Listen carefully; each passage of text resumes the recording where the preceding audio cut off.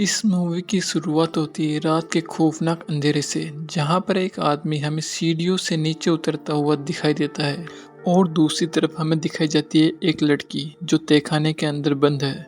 इस आदमी का नाम डेविन है जो सीढ़ियों से नीचे उतरता है और इस लड़की का नाम एलिसिन। एलिसिन जब डेविन को नीचे देखती है तो उसे मदद की गुहार लगाती है और एलिसिन उसे कहता है वह उसे जरूर यहाँ से निकाल लेगा।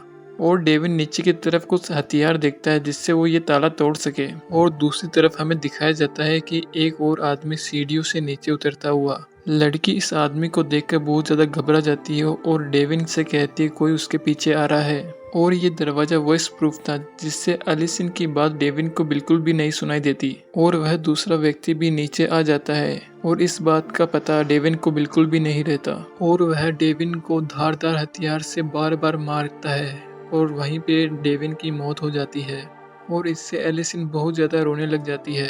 पर वह आदमी एलिसिन को देखकर बहुत ही खुश लग रहा था। और सीन शिफ्ट होता है दूसरी तरफ, जहाँ पर हमें एक बच्चा दिखाई देता है जिसका नाम मार्टिन होता है। और ये मार्टिन की मम्मी होती है जिन्होंने एक नर्स हायर कर रखी होती है ताकि वो मार्टिन का ख्याल रखे। इसकी माँ नर्स को बताती है कि मार्टिन को किसी भी दर्द का एहसास नहीं होता। मार्टिन की माँ बताती है कि मार्टिन को अगर कहीं पे चोट लगे तो उसे दर्द नहीं होता, उसके शरीर में कहीं पे कट लगे तो भी उसे दर्द नहीं होता। मार्टिन को भले कितने ही तकलीफ दे पर उसे कभी दर्द नहीं होता शरीर से संबंधित। तभी हमें एक तरफ दिखाया जाता है एक आदमी ट्रक से उतरता है और मार्टिन के पास आता है और उससे कहता है मेरी ट्रक के अंदर एक साइकिल है, क्या तुम उसे चलाना पसंद करोगे। मार्टिन बहुत भोला होता है, वह तुरंत हाँ कर देता है और मार्टिन उस अनजान आदमी के साथ चल देता है उस ट्रक की तरफ। तभी मार्टिन की माँ बाहर आती है मार्टिन को देखने के लिए, पर उसे कुछ भी नहीं दिखाई देता। वह मार्टिन को चारों तरफ ढूंढती है पर मार्टिन का कोई पता नहीं था। और हमें एक ट्रक दिखाई देता है जिसके अंदर मार्टिन को वह आदमी ले गया। फिर रात को हमें एक घर दिखाई देता है जिसके अंदर एक औरत के हाथ बंधे हुए थे और वो लटक रही थी। तभी उस औरत को एहसास होता कि कोई आ रहा है। वह औरत घबरा जाती है।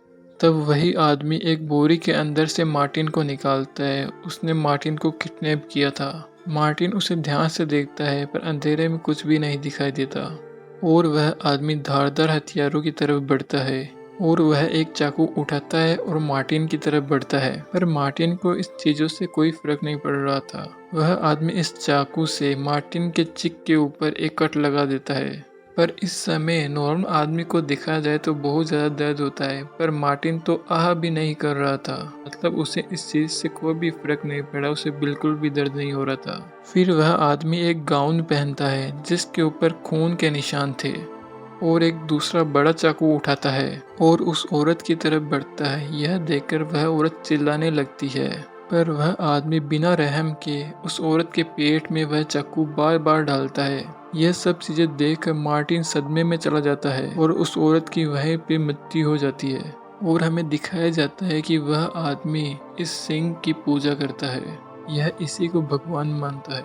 मार्टिन यह सब देखकर वहां से भाग जाता है, पर वह आदमी उसके पीछे पीछे आ जाता है और थोड़ी दूर जाने के बाद में मार्टिन को पकड़ लेता है। मार्टिन बहुत ज़्यादा रोता है पर वह उसकी एक बात नहीं सुनता और उसे अपने साथ अंदर ले जाता है। और फिर सीन शिफ्ट होता है 5 साल बाद। यहाँ पर हमें एलिसिन बस से उतरती हुई दिखाई देती है। ये वही एलिसिन है जिसको उस आदमी ने तहखाने में बंद कर रखा था। और दूसरी तरफ एक गाड़ी आती हुई दिखाई देती है। ये गाड़ी के अंदर एलिसिन के अंकल है। अंकल गाड़ी से उतरकर एलिसिन की तरफ बढ़ते हैं और एलिसिन को हग कर लेते हैं और एलिसिन को कहते हैं जब तुम पिछली बार आई थी तुम इतनी सी थी, क्या तुम्हें ये याद है। एलिसिन भी हल्का सा अंकल की तरफ मुस्कुरा देती है और एलिसिन के अंकल कहते हैं तुम तो इतना सा ही सामान लाई हो, अब तुम्हें हमारे साथ ही रहना है। दोस्तों आपको बता दें कि एलिसिन के माता पिता की मौत कुछ एक्सीडेंट के अंदर हो गई थी। इसके बाद वह अपने अंकल के यहाँ रहने आई है। एलिसिन बहुत दुखी लग रही थी। अंकल उसे अपने घर ले आए थे ताकि उसका मूड ठीक हो जाए। अंकल का एक छोटा सा और प्यारा सा घर था जहां वो उसे ले आए। घर के बाहर एलिसिन की आंटी और उसकी बच्ची उसका इंतजार कर रही थी। ये एलिसिन की छोटी बहन है जिसका नाम वेंडी होता है। वेंडी एलिसिन को पूरा घर दिखाती है। आंटी उससे कहती है कि आपके लिए अंकल एक नया रूम तैयार कर रहे हैं, तब तक तुम्हें वेंडी के रूम में रहना होगा। फिर हमें एक होटल के अंदर एक ब्लैक लेडी वेटर दिखाई देती है। और इसकी एक फ्रेंड होती है लेवी। ये भी इसी होटल में काम करती है। ब्लैक वाली लेडी लेवी से कहती है कि कल मैं छुट्टी पर रहूंगी, क्या तुम मेरी शिफ्ट संभाल लोगी। पहले तो लेवी मना करती है, फिर वह हाँ भर देती है, जिससे ब्लैक वाली वेटर बहुत खुश लग रही थी। अब लेवी की छुट्टी हो गई थी और वो घर जाने के लिए अपनी कार की तरफ बढ़ती है। और जैसे ही वह अपनी कार में बैठती है तभी पीछे से एक खटारा गाड़ी आके लेवी की गाड़ी का रास्ता ब्लॉक कर देती है। लेवी गाड़ी को हटाने के लिए हॉर्न बजाती है, पर वह खटारा गाड़ी का आदमी अपनी गाड़ी को वहां से नहीं हटाता। तब लेवी गाड़ी से उतरती है, उस खटारा गाड़ी के पास जाती है और उसके ड्राइवर को बोलती है कि गाड़ी हटाए। तभी वह ड्राइवर लेवी के सिर के ऊपर एक धारदार हथियार से वार करता है और लेवी वहीं पे बेहोश हो जाती है। फिर वह ड्राइवर लेवी को एक बोरी के अंदर डालकर अपनी खटारा गाड़ी के अंदर रख लेता है और वह लेवी को एक मीट शॉप पर ले जाता है।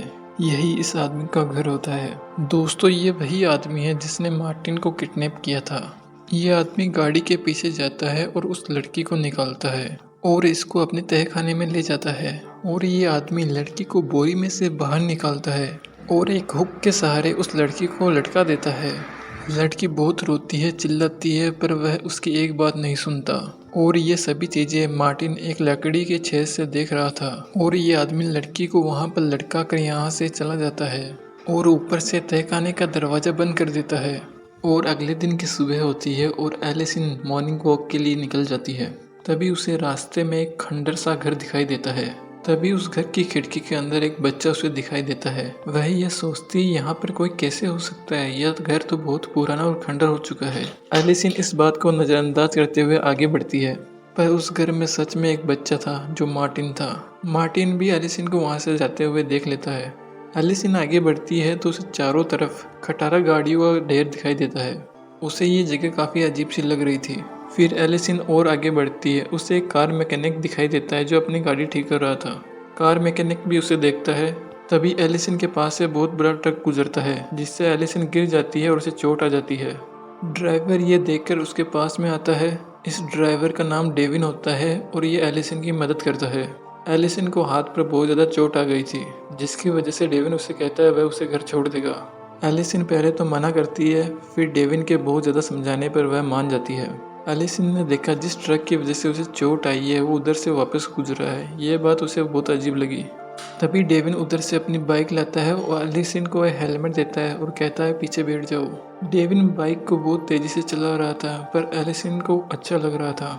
रास्ते में उन दोनों की बहुत सारी बातें होती है। डेविन उसे उसके अंकल के घर के बाहर छोड़ देता है और ये सारी चीज़ें अंकल देख रहे थे। एलिसन डेविन को उसका हेलमेट लौटाती है, पर डेविन ये कहता है तुमको इसकी जरूरत पड़ेगी, इसे तुम रखो। फिर एलिसन घर के अंदर आती है, तभी उसकी आंटी उसके लिए खाना लगा देती है। और फिर हम शाम का समय देखते हैं, जिसके अंदर वह ड्राइवर उसी बेकार घर के बाहर खड़ा था और वह उस घर के अंदर जाता है। तहखाने में अब 2 लड़कियां थी। वेटर वाली लड़की दूसरी लड़की से कहती है शायद कोई आ रहा है। तभी वहां पर हमें मार्टिन और वह सन के आदमी दिखाई देता है। वह सन के आदमी एक धारदार हथियार उठाता है और मार्टिन से कहता है कि जब हम इसका इस्तेमाल करते हैं तो बहुत सुकून मिलता है। ऐसे सुकून की अनुभूति होती है जो और कहीं नहीं है, इसीलिए मैं लोगों को मारता हूँ। फिर वह एक गाउन पहनता है और मार्टिन को अपने साथ में ले जाता है। दूसरी तरफ एक लड़की अंदर थी। बाहर से वो वेटर यह सब कुछ देख रही थी। उसे अंदर उस लड़की को चिल्लाने की आवाज़ आती है। तभी मार्टिन उधर से भागता हुआ बाहर आता है, जिसका पूरा चेहरा खून से भरा हुआ था। मार्टिन पूरे तहखाने में इधर उधर भागता रहता है क्योंकि वो ये चीज़ें नहीं करना चाहता था।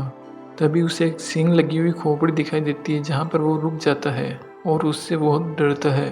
तभी वह सन के आदमी पीछे से आता है और मार्टिन को कहता है आज तो मैंने तुम्हें इससे बचा लिया है, पर आइंदा कभी ऐसा मत भागना। और वह इस कंकाल का डर मार्टिन के अंदर भर देता है और मार्टिन को एक पिंजरे की तरफ ले जाता है और उसके अंदर उसको बिठा देता है और मार्टिन को पैरों से धक्का देता है और उस पिंजरे के अंदर बंद कर देता है। और सन के आदमी अपने खून से भरे हुए हाथ साफ कर लेता है। फिर हमें अगला दिन दिखाई देता है, जिसके अंदर एलिसन को उसके अंकल कॉलेज के लिए छोड़ने जा रहे थे। वह एलिसन को कहते हैं तुम उस लड़के के साथ मत फिरा करो। तभी एलिसन को रास्ते में वही खराब घर मिलता है, तो वो अंकल से पूछती है ये घर किसका है।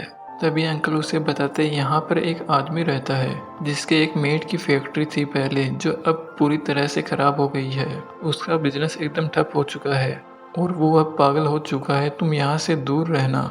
एलिसिन अंकल से कहती है, मैंने यहाँ पर एक बच्चे को देखा। लेकिन अंकल कहते हैं यहाँ पर कोई बच्चा नहीं है, वह आदमी अकेला यहाँ पर रहता है। तभी एलिसिन का कॉलेज आ जाता है। अंकल एलिसिन को वहाँ पे छोड़ देते हैं और उसे कहते हैं वह उसे 3 बजे पिकअप कर लेंगे। तभी हमें दूसरी तरफ दिखाया जाता है, वह सनकी आदमी उस पिंजरे से मार्टिन को बाहर निकालता है और अपने साथ तहखाने में ले आता है और मार्टिन को डरा कर कहता है यहाँ की पूरी सफाई करने के लिए। वह उसके हाथ में एक ब्रश दे देता है ताकि मार्टिन यहाँ की पूरी सफाई कर सके और मार्टिन को गले लगाता है और यहाँ से चला जाता है और मार्टिन यहाँ की सफाई करने में लग जाता है और सन के आदमी अपने घर से मार्केट की तरफ निकल जाता है। तभी हमें एलिसिन के अंकल एक मॉल के अंदर शॉपिंग करते हुए दिखाई देते हैं। वह डेविन को भी वहाँ पे कुछ खरीदते हुए देखते हैं। वह डेविन के ऊपर नज़र रख रहे थे। डेविन वहाँ से शॉपिंग करके उधर से चला जाता है। तभी अंकल सेल्समैन से पूछते हैं कि डेविन क्या ले गया है। सेल्समैन बताता है कि वह कुछ फूल और चॉकलेट ले गया है। और इधर हमें एलिसिन कॉलेज के अंदर फुटबॉल ग्राउंड के अंदर दिखाई देती है और एलिसिन कॉलेज में देखती है कि उस जैसे विद्यार्थी और भी वहाँ पर प्रैक्टिस कर रहे थे। एलिसिन वहाँ पे खेलती नहीं है और एक जगह बैठ जाती है और सभी लोगों को देखती रहती है और वह कॉलेज का समय पूरा होने से पहले ही वहाँ से निकल जाती है अपने घर की तरफ। तभी हम रास्ते में देखते हैं कि वह खटारा कार एलिसिन के पीछे आ रही थी। एलिसिन उस कार को पीछे मुड़कर देखती है और आगे चलती रहती है। तभी वह खटारा कार उसके पास से निकल जाती है। एलिसिन को उस कार को देखकर बहुत अजीब सा लगा और इधर कॉलेज का टाइम पूरा हो गया था और अंकल बाहर खड़े थे। इंतजार